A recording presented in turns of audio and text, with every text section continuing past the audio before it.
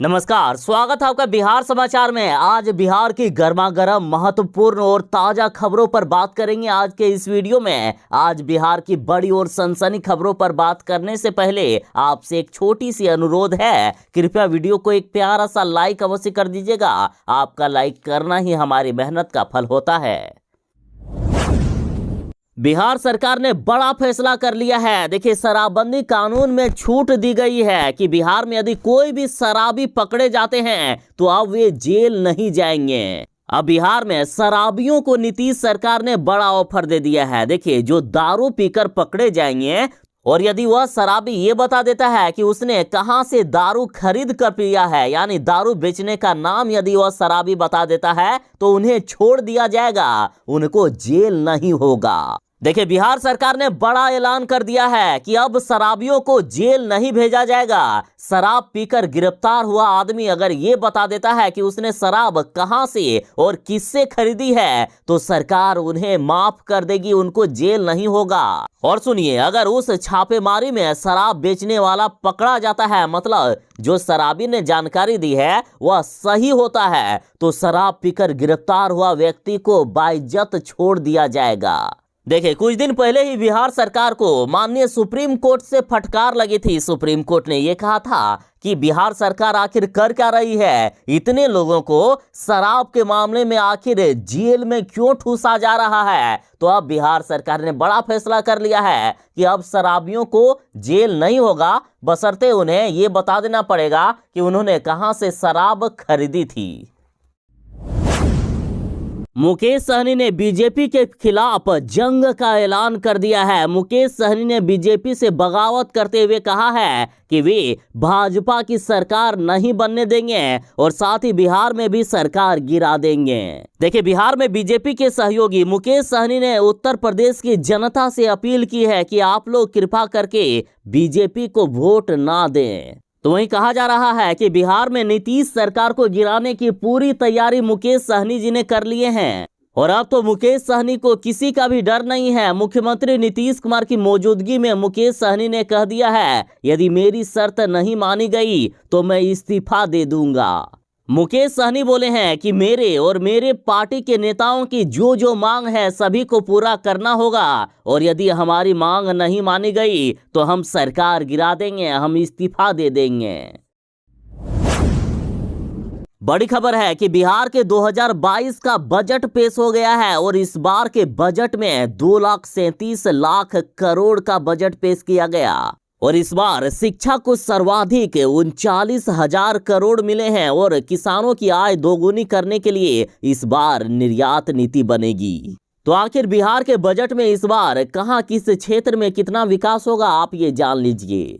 देखिए, जो पिछले साल का बजट था उससे 19,000 करोड़ रुपए इस बार का बजट ज्यादा है और इस बार बिहार सरकार का फोकस शिक्षा, स्वास्थ्य, कृषि, उद्योग, ग्रामीण और शहरी क्षेत्रों की आधारभूत संरचनाएं और जन कल्याणकारी योजनाओं पर है। इस बार बिहार में स्वच्छ गांव समृद्ध गांव के तहत 847 करोड़ रुपए का प्रावधान किया गया है। इसके तहत सभी गांवों में सोलर स्ट्रीट लाइट लगाई जाएगी। साथ ही लोहिया स्वच्छ बिहार अभियान के तहत दूसरे चरण को स्वीकृति मिली। अब घर तक पक्की नली गलियां बनेगी। तो वहीं स्वच्छ शहर विकसित शहर के लिए 550 करोड़ का प्रावधान किया गया है और इससे बिहार के सभी जिला मुख्यालय में वृद्धा आश्रम तैयार किया जाएगा। तो वहीं बिहार के शहरों में रहने वाले वैसे गरीब जिनके पास घर नहीं है, जमीन नहीं है, तो उनको बहुमंजिला आवास बनाकर सरकार रहने के लिए देगी। तो वहीं सशक्त महिला सक्षम महिला योजना के तहत इंटर उत्तीर्ण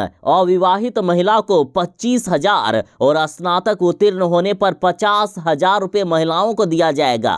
तो वहीं 700 करोड़ का प्रावधान स्टूडेंट क्रेडिट कार्ड के लिए लिया गया है। बिहार के बजट में इस बार और कई सारे बड़े निर्णय लिए गए। देखिए, बिहार सरकार ने शराबबंदी कानून में बड़ा बदलाव कर लिया है कि अब शराब पीने वाले व्यक्तियों को जेल नहीं होगा यदि वह ये बता देता है कि उसने कहां से शराब खरीद कर पी है। तो इस नई शराब नीति पर आरजेडी ने कहा कि इससे तो बिहार में बढ़ जाएगा खून खराबा। देखिए, आरजेडी नेता शक्ति सिंह यादव ने कहा है कि शराब पीने वाला व्यक्ति ही अगर शराब बेचने वाले व्यक्ति का ठिकाना पुलिस को बताएगा तो इससे उसकी दुश्मनी शराब माफियाओं से हो जाएगी और ऐसे में खून खराबे की स्थिति बिहार में बन सकती है। राजद ने यह भी कहा है कि सरकार को लगे हाथ ये भी घोषणा करना चाहिए था कि जानकारी देने वालों के जान शराब माफियाओं से बिहार सरकार हर कीमत पर रक्षा करेगी।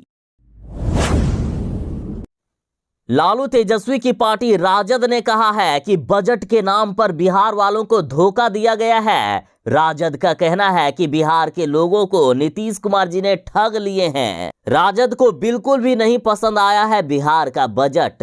बिहार का बजट पेश होने के बाद राजद नेताओं ने बिहार बजट 2022-23 का विरोध कर दिया है। हाथों में झुनझुना लिए राजद नेताओं ने कहा कि यह बजट बिहार के लोगों के लिए निराशाजनक है। राजद ने कहा है कि सरकार ने बजट के नाम पर बिहार के लोगों को झुनझुना थमा दिया है। राजद ने कहा कि युवाओं को ना तो रोजगार मिला और ना ही विशेष पैकेज की घोषणा की गई और ना ही विशेष राज्य के दर्जे पर इस बार कुछ कहा गया है।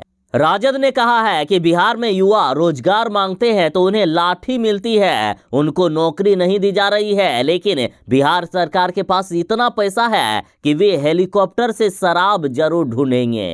राजद ने कहा कि बिहार में एम्बुलेंस के अभाव में मरीज तड़प तड़प कर मर जाते हैं, एम्बुलेंस की व्यवस्था नहीं हो पाती है, लेकिन सरकार हजारों लाखों रुपए फूंक कर शराब ढूंढने में लगी है।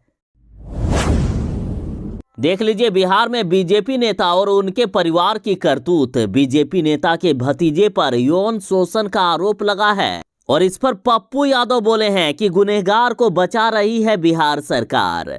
देखिए, जाप सुप्रीमो पप्पू यादव ने मोतिहारी में छात्राओं के साथ यौन शोषण का मामला उठाया है। उन्होंने कहा कि भाजपा नेता राधा मोहन सिंह के भतीजे विजय सिंह पर यौन शोषण का आरोप लगा है। मोतिहारी के हॉस्टल में हुई इस घटना के बाद थाने में मामला भी दर्ज कराया गया। इस पर पप्पू यादव ने कहा है कि बिहार सरकार इस मुद्दे को दबाना चाहती है और अब तो पप्पू यादव ने बीजेपी का नया नाम ही रख दिया है। पप्पू यादव बोले हैं कि बीजेपी मतलब भारतीय जनता पार्टी नहीं, बल्कि बीजेपी का अर्थ है बलात्कारी जनता पार्टी। साथ ही पप्पू यादव बोले कि बीजेपी वाले बलात्कारी को देते हैं Z+ सिक्योरिटी।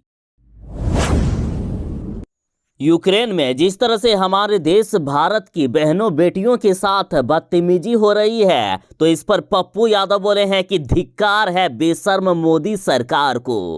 पप्पू यादव बोले कि भारत की बेटियों को रूसी सैनिक उठा ले रहे हैं, रोमानिया के सैनिक भारतीय छात्रों को पीट रहे हैं और पीएम मोदी वोट मांग रहे हैं। डूब मरो सरकार। पहले आप पप्पू यादव द्वारा शेयर किया गया ये वीडियो देखिए। मेरा नाम गरिमा मिश्रा है, मैं यूपी लखनऊ से हूँ। हम कीव में स्टक हो चुके हैं, पूरी चारों तरफ से घिर चुके हैं। ठीक है, यहाँ पे हमें कोई हेल्प नहीं दे रहा है और मुझे नहीं लगता कि यहाँ पे किसी को कोई हेल्प, जो भी हमें हेल्प होनी है वो मिलने वाली नहीं है। यहाँ पे फंस चुके हैं। जहाँ पे हम रह रहे हैं वहाँ पे बहुत सारे लोग आते हैं जो कल रात को हंगामा करते हैं, वो गेट तोड़ते हैं, देन उसके बाद अंदर आने की कोशिश करते हैं। अभी जस्ट मेरे एक दोस्त ने बताया है मुझे कि जो बच्चे यहाँ से निकले हैं कीव से बाई कैब और बाई बस, उनको रशियन आर्मी ने पहले स्टक किया, उन पे फायरिंग करी और उनकी लड़कियों को लेके, उन इंडियंस लड़कियों को लेके गए, पता नहीं कहाँ लेके गए, ये किसी को कुछ नहीं पता, सिर्फ लड़कियों को, और लड़कों का कुछ पता नहीं है। सेकंड थिंग, ये रोमानिया बॉर्डर में अभी हमें वीडियोस मिल रही हैं, उन वीडियोस में दिखाया जा रहा है कि रोमानियंस आर्मी वहां पे उन्हें मार रही है और उनके साथ बहुत ज्यादा बदतमीजी कर रही है। तो प्लीज अब कहाँ गए? हम तो मूवीज में देखते थे ना, योगी जी, मोदी जी, जो भी हैं, प्लीज हम वीडियोस देखते थे ना, हमें बचाया जाता था। ऐसे हमारे अंदर ये रहता था कि हमें बचा लिया जाएगा, बट अभी हमें नहीं लगता कि हमें कुछ बचाया जाएगा। शायद पता नहीं हमारे साथ क्या हो। प्लीज गवर्नमेंट, आप जो भी हो, जहाँ भी हो, प्लीज हमें आगे बचाओ। बिहार सरकार ने बिहार का बजट पेश किया है, तो इस पर अब देखिए दैनिक भास्कर ने इस बजट की पोल खोलकर रख दी है। दैनिक भास्कर का कहना है कि ग्रामीण चिकित्सा सेवा में नहीं बनी है कोई योजना, कोरोना काल में संसाधनों की कमी की याद नहीं रखी गई। देखिए, कहा जा रहा है कि बिहार सरकार के बजट में गांवों की चिकित्सा सेवा के लिए कोई ठोस कदम उठाए ही नहीं गए हैं। कोरोना काल में गांवों की स्वास्थ्य सेवा उजागर होने के बाद भी बजट में ग्रामीण स्वास्थ्य को लेकर कोई बड़ी योजना नहीं बनाई गई है। ऐसे में ग्रामीण क्षेत्रों के मरीजों को अभी भी शहरों पर ही निर्भर रहना पड़ेगा, यानी हर बीमारी और जांच के लिए गांव से शहर की तरफ ही भागना पड़ेगा। गांव में सरकारी स्वास्थ्य सेवा की स्थिति में सुधार को लेकर बजट में कोई संरचना तैयार नहीं की गई है। वैसे तो बिहार में मुख्यमंत्री है नीतीश कुमार, लेकिन वे बीजेपी के इशारों पर नाच रहे हैं और ऐसा कहना है कांग्रेस और माले विधायकों का। देखिए, विधानसभा में माले और कांग्रेस विधायकों ने विरोध प्रदर्शन किया और वे बोले कि मुख्यमंत्री नीतीश कुमार ने बीजेपी के सामने सरेंडर कर दिया है। और इनके बैनर देखे किस प्रकार से ये कह रहे हैं कि नीतीश कुमार शर्म करो, बिहार का भाजपाकरण बंद करो। देखिए, बिहार विधानसभा में बजट सत्र के दौरान विधानसभा परिसर में सरकार के खिलाफ जमकर नारेबाजी की गई और माले और कांग्रेस विधायकों ने कहा कि शताब्दी स्तंभ में अशोक चक्र का ही प्रयोग होना चाहिए। कहा गया कि नीतीश कुमार ने भाजपा के सामने आत्मसमर्पण कर दिया है और विधानसभा का भाजपाकरण किया जा रहा है। विधायक ने यह भी कहा है कि वो लोग सदन के बाहर भी विरोध कर रहे हैं और सदन के अंदर भी सरकार का जोरदार विरोध करेंगे। देख लीजिए, बिहार में एनडीए नेताओं का दर्द। एनडीए नेता कह रहे हैं कि नीतीश जी अब तो मंत्री की बात दरोगा तक नहीं सुनता है। विधायक दल की बैठक में एनडीए विधायकों का दर्द छलका और सुनकर भी खामोश रहे मुख्यमंत्री नीतीश कुमार। देखिए, बिहार में विधानमंडल का बजट सत्र शुरू हो गया है और इधर एनडीए विधायक दल की बैठक हुई और इस बैठक में एनडीए के विधायकों और मंत्रियों ने बिहार में बेलगाम अफसरशाही का कच्चा चिट्ठा खोल दिया है। मंत्री से लेकर विधायक तक बोले कि अब बिहार में दरोगा तक बात नहीं सुनता है। और साथ ही जीतन मांझी और मुकेश सहनी ने भी कहा है कि बिहार में अफसरशाही बेलगाम हो गई है। अफसर विधायकों की बात तक नहीं सुनते हैं, तो ऐसे में सरकार का सम्मान आखिर कैसे बचेगा। और साथ ही बीजेपी विधायकों का भी आक्रोश फूटा। देखिए, बीजेपी के विधायक ज्ञानेंद्र सिंह ज्ञानू ने कहा कि बड़े अधिकारियों की कौन कहे, सीओ और बीडीओ तक अब बात नहीं सुन रहा है। और यहाँ आश्चर्य की बात ये देखी गई कि इतना बवाल होने के बाद भी मुख्यमंत्री नीतीश कुमार जी खामोश बैठे रहे।